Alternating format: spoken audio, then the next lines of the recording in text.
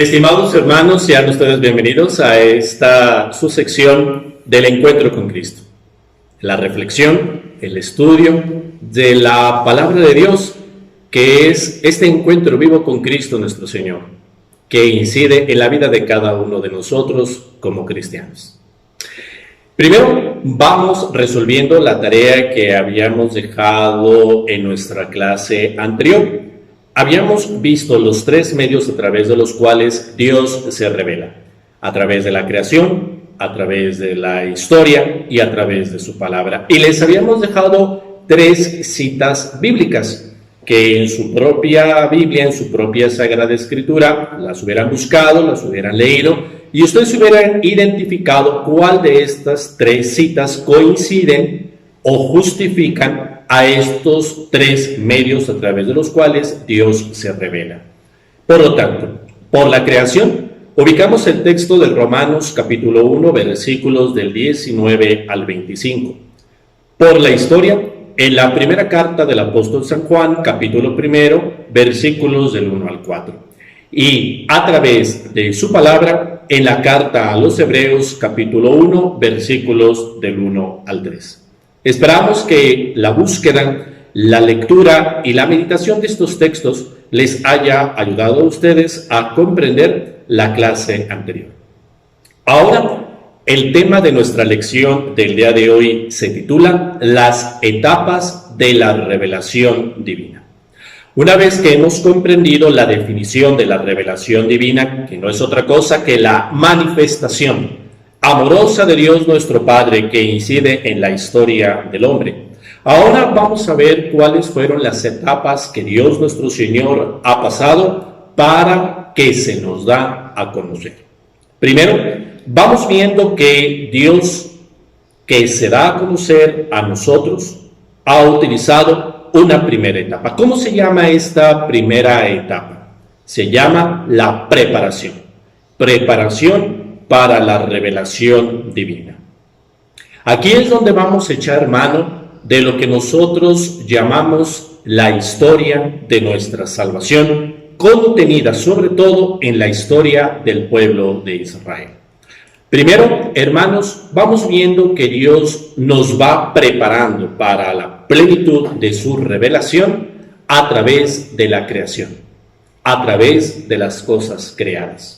Si en la clase anterior vimos cómo la creación es un medio a través del cual Dios nos habla, ahora vamos a ver que la creación es un primer modo, una primera etapa a través de la cual Dios nuestro Señor nos va preparando a nosotros para su revelación, para darse a conocer. ¿Y cómo? Porque Dios crea y Dios conserva la propia creación, pero nosotros la debemos de ver la creación como el testimonio vivo, el testimonio de Dios de sí mismo a través de la obra de sus manos. Por lo tanto, cada vez que tú contemples la creación, tú como cristiano, debes de ver cómo Dios mismo te va preparando a ti para que a través de la contemplación de la belleza de la creación, tú vayas preparando la inteligencia y vayas preparando tu corazón para la futura revelación de Dios nuestro Señor. Otro aspecto que tomamos en cuenta en el modo en cómo Dios nos va preparando en la plenitud de su revelación es a través ya de los hechos concretos que atañen a Israel, a su pueblo elegido.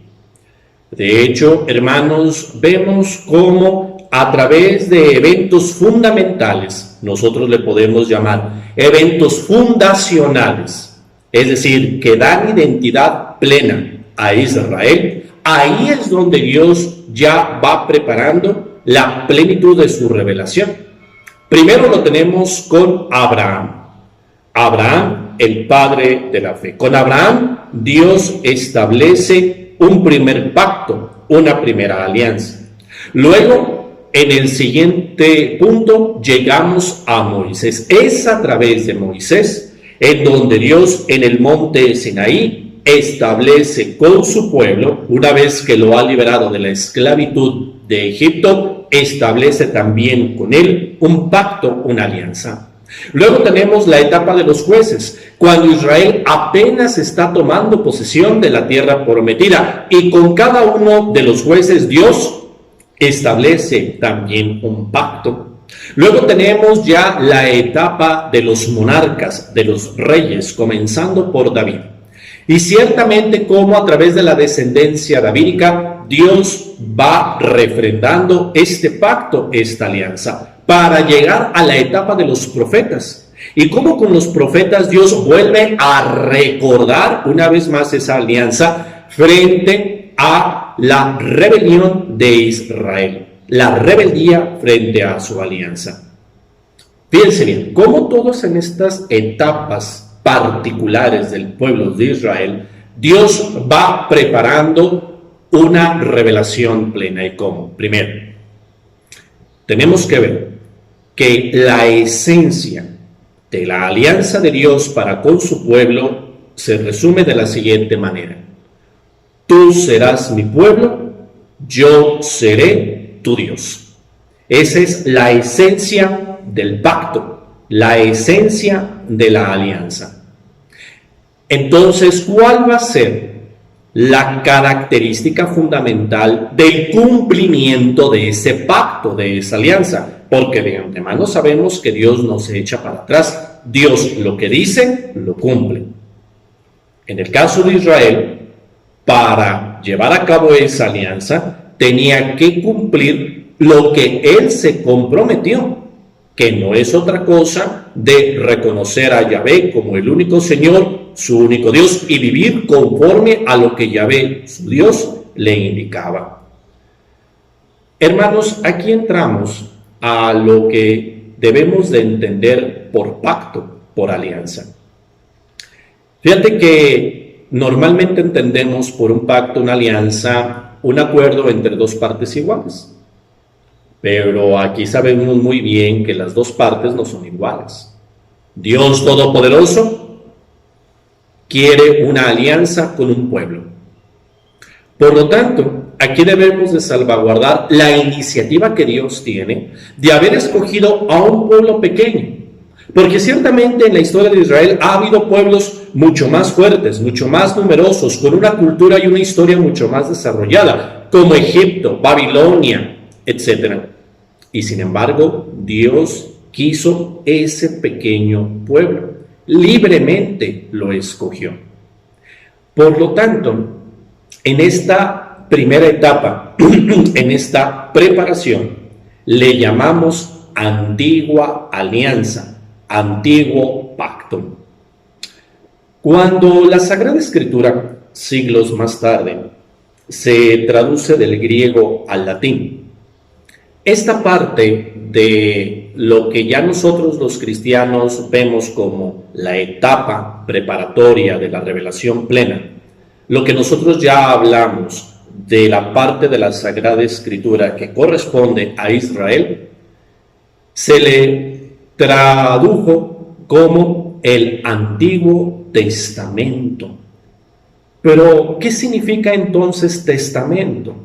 Testamento viene del latín testamento, que traducido literalmente significa alianza, significa pacto.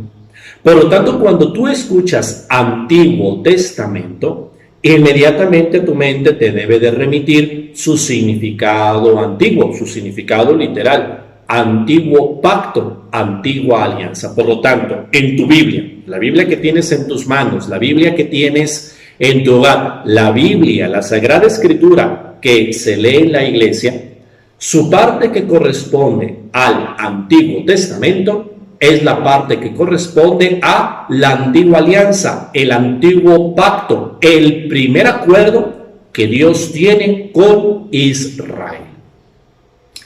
Y cerramos esta parte preparatoria, hermanos, con los sapienciales. Recordemos que una vez que Israel regresa del destierro en Babilonia, y una vez que Israel toma conciencia de ser el pueblo elegido, él comienza a través de sus sabios a reflexionar sobre la ley, la ley de Moisés, sobre lo anunciado por los profetas, sobre las crónicas de los reyes de Israel. Y a partir de ahí es como Israel comienza a desarrollar la última parte del antiguo pacto, de la antigua alianza, del Antiguo Testamento, que nosotros conocemos como los libros sapienciales. Sapienciales viene de la palabra latina sapiencia, sapientia, que significa sabiduría. Por lo tanto, los libros sapienciales, que son los Salmos, el Eclesiástico, el Eclesiastés, el Cantar de los Cantares, Job, etc., esos libros ya son la reflexión de los sabios de Israel a la luz de la Torá, una expresión hebrea que significa de la ley de Moisés, que corresponde para nosotros el Pentateuco, los primeros 5 libros de la Biblia, que junto ya con la historia de Israel, representada en la crónica de sus monarcas, de sus reyes, y el anuncio de los profetas, constituyen para Israel su propia revelación, lo que para nosotros los cristianos es el Antiguo Testamento. Hermanos, una vez comprendido la primera parte de la etapa en la cual Dios nuestro Señor se va revelando y que la hemos definido como la preparación a la revelación, a la plenitud evangélica, ahora tenemos la segunda etapa y la definitiva etapa de la revelación evangélica, de la revelación divina, es decir, la revelación que se nos da en Cristo Jesús. Hermanos, como dice la carta a los Hebreos, en la plenitud de los tiempos, Dios envió a su Hijo, es decir, Dios nuestro Padre, Dios creador del cielo y de la tierra, Dios todopoderoso y eterno, el Dios de Israel, ha hablado de una vez y para siempre. Y esa expresión, esa palabra y ese lenguaje no son otra cosa sino una persona, Jesucristo nuestro Señor, verdadero Dios y verdadero hombre. En Jesucristo se cumple, se da la plenitud de la revelación. ¿Qué significa esto? Significa que todo, absolutamente todo, lo que Dios quiere transmitir al hombre, todo lo que Dios quiere intervenir en la historia del hombre, todo lo que el hombre debe saber sobre Dios, se encuentra solo y solo en Cristo Jesús, Hijo de Dios Padre e Hijo de la Santísima Virgen María.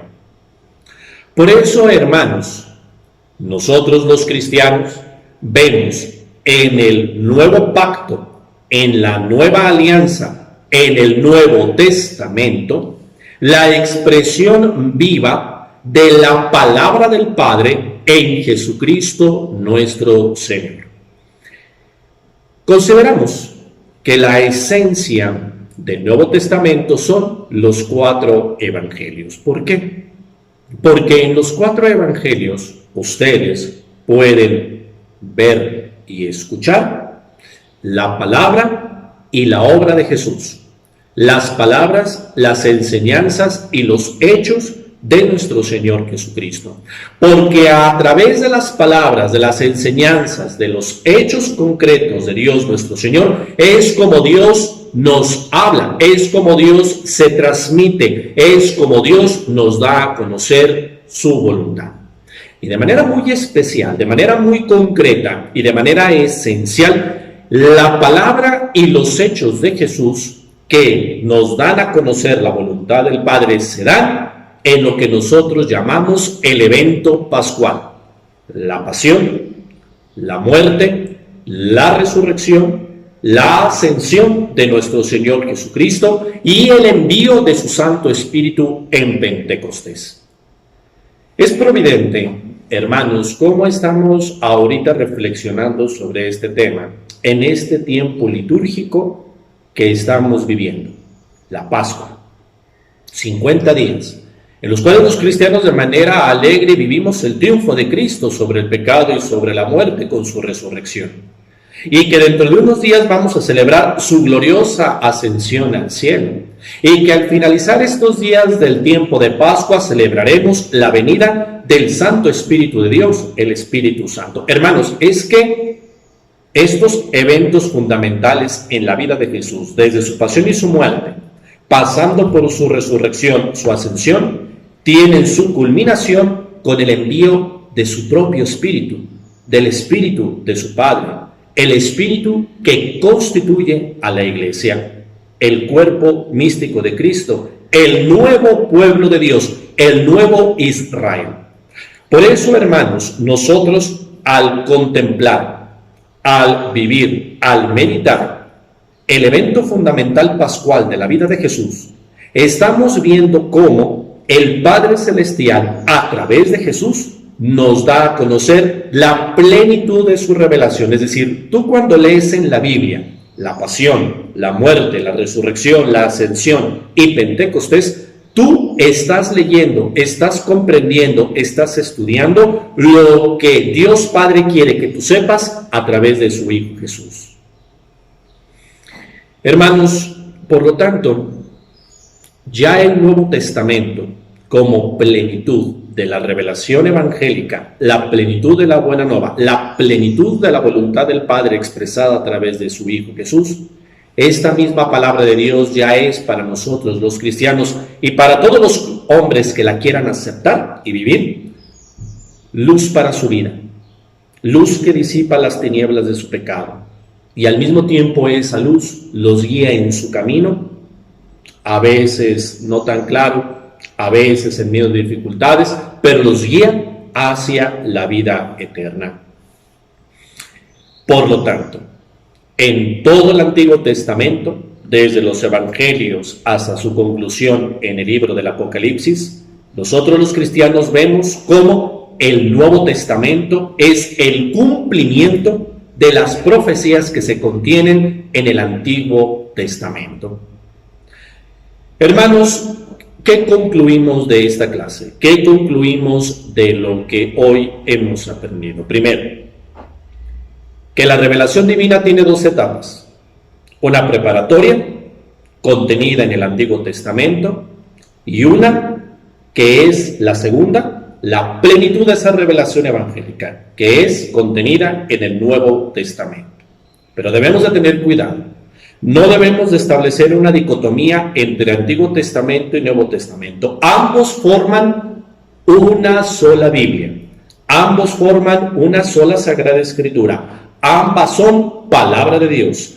Ambas contienen el Espíritu Santo. Ambas contienen la letra divina. Ambas contienen el camino para nuestra salvación.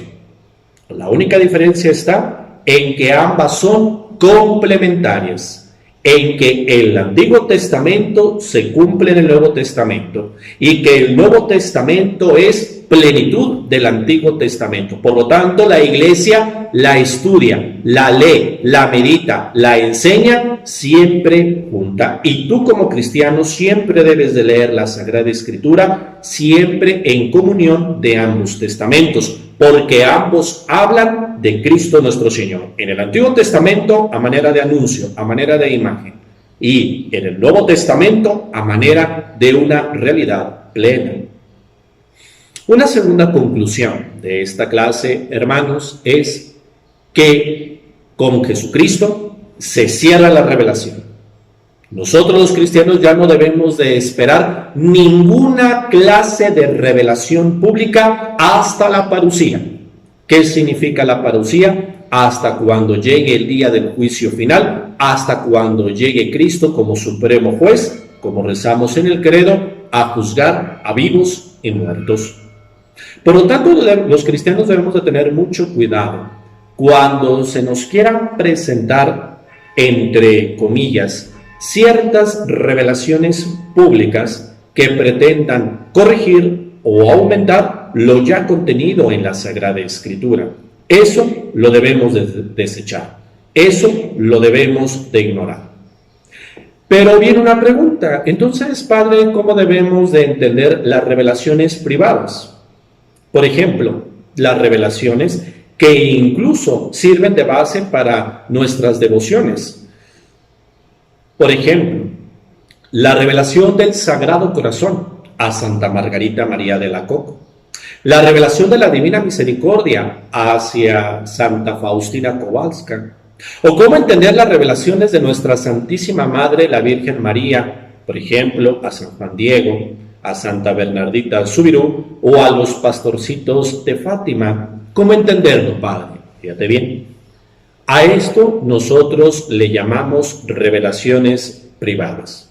Revelaciones privadas que en sí mismas no pretenden corregir, no pretenden aumentar, no pretenden desviar la única revelación plena en Cristo, sino que estas revelaciones privadas sirven para vivir mejor la fe del cristiano. Y aguas, esas revelaciones privadas solo le corresponden al magisterio de la Iglesia el discernir si son ciertas o no, si corresponden a una verdadera voluntad de Dios, sí o no, si convienen al pueblo cristiano, sí o no. Recordemos que el magisterio de la Iglesia es la enseñanza viva del Romano Pontífice junto con los obispos en comunión con él. Entonces, hermanos, ahí nosotros los cristianos podemos tener plena garantía y seguridad que lo que la Iglesia, sobre todo en su Sagrada Liturgia, nos enseña a través de estas revelaciones privadas, cómo Dios nos va enriqueciendo, va aumentando, pero sobre todo va iluminando la inteligencia de nosotros los cristianos en seguir descubriendo nuevos tesoros de nuestra fe. De ahí la importancia, queridos hermanos, del estudio y de la reflexión. Y aquí va el tercer punto que vamos a concluir de este estudio. La revelación, queridos hermanos, no queda estancada. Significa que a la luz del Espíritu Santo, la revelación cristiana, en pocas palabras, nos sigue dando sorpresas. Como dice el Papa Francisco, las sorpresas que Dios nos suele dar.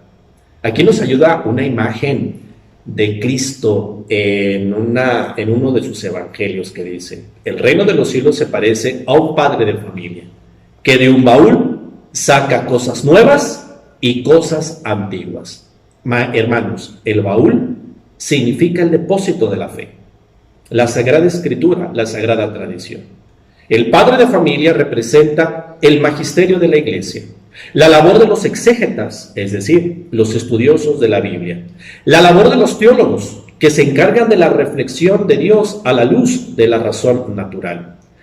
También significa la reflexión de todos los cristianos, que del depósito de la fe sacan cosas antiguas, pero también sacan cosas nuevas. Todo a la luz del Espíritu Santo, que siempre en cada momento contemporáneo, en cada momento que vivimos, siempre nos da una respuesta de vida.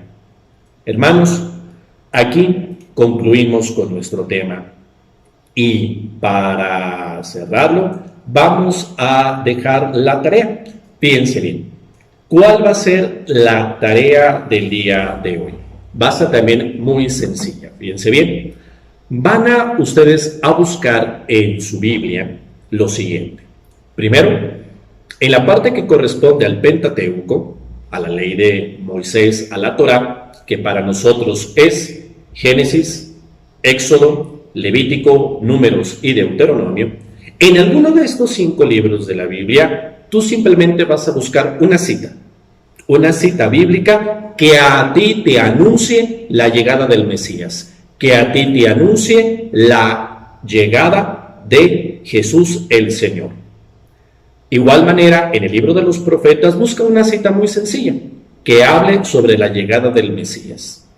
Y también en el libro de los sapienciales, busca una cita que hable sobre la llegada del Mesías. Simplemente son textos muy amplios, desde luego, pero tú simplemente busca una cita de cada uno de estos 3 bloques que componen la Biblia judía, para nosotros el Antiguo Testamento, y que te ayude a ti a ver cómo en el Antiguo Testamento se cumplen las profecías en Jesucristo nuestro Señor. Muy bien, queridos hermanos, les agradecemos su participación y vamos rezando juntos la oración del Espíritu Santo para que puedan realizar su tarea. Ven, Espíritu Santo, llena los corazones de tus fieles y enciende en ellos el fuego de tu amor. Envía, Señor, tu Espíritu y todo será de nuevo creado y se renovará la faz de la tierra. Oh Dios, que has instruido e iluminado los corazones de tus fieles con la luz del Espíritu Santo, haz que este mismo Espíritu nos haga gozar y amar el bien, y nos llene de gozo de sus consuelos divinos, por Jesucristo nuestro Señor. Amén. Espíritu Santo, fuente de luz, ilumínenos. El Señor esté con ustedes. La bendición de Dios Todopoderoso, Padre, Hijo y Espíritu Santo, descienda sobre ustedes y permanezca para siempre. Amén. Que Dios los bendiga.